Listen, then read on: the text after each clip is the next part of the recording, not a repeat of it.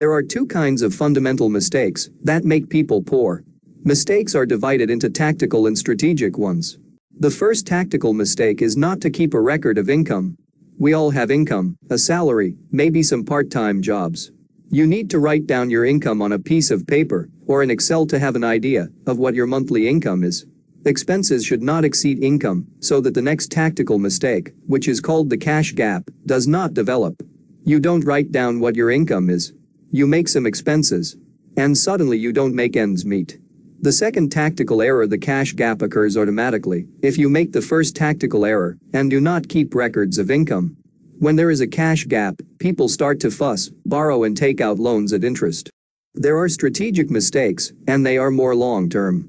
If you make strategic mistakes, then even if you tactically do everything right, it will not save you. The first strategic mistake is not to increase your income. It doesn't matter what your expenses are now, big or small. If you do not grow your income by at least 10% a year, then the probability that you will not make ends meet at some point increases.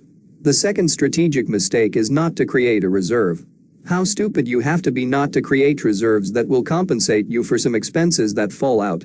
You got fired from your job or something happened, medical expenses, maybe anything. These two tactical and two strategic mistakes are actually the main mistakes about money that lead people to poverty. At any level of income, you can and should create a reserve. The one who sets himself the strategic task of creating a reserve, even if it is 10% of the income, he creates a reserve. This is how the human brain works. What a person is used to, it seems to him that it will always be so. But we can instantly change any habit. Just set yourself a goal of saving 10% of your income. The desire of people to remain in the state in which they are is also clear to me. Why change something? I don't want to lift my ass off the chair. This is very clear to me because all people are like this. We all want to live in the state we are used to. We just have to decide.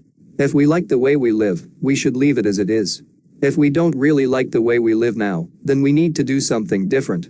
Try to do something different and see how your life will change. As soon as people have money, they take spontaneous actions and fall naturally into the trap set. There are many businesses that know that there are people who are not particularly versed in spending and who can bring their money. Therefore, such businesses actively place the words investment, big income on the internet, in newspapers. They promise passive investments, a large income. These ads turn out to be bait for people who are not trained in distinguishing the bait of a crook from a good organization. If you are promised an income of more than 7% per annum, this means less than 1% per month.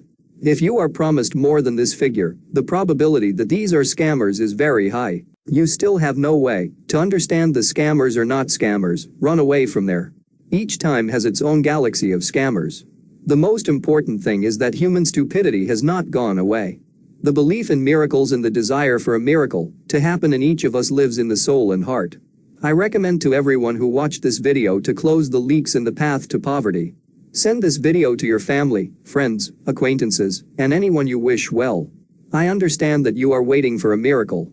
But there is no miracle here. Scammers will simply take away your money.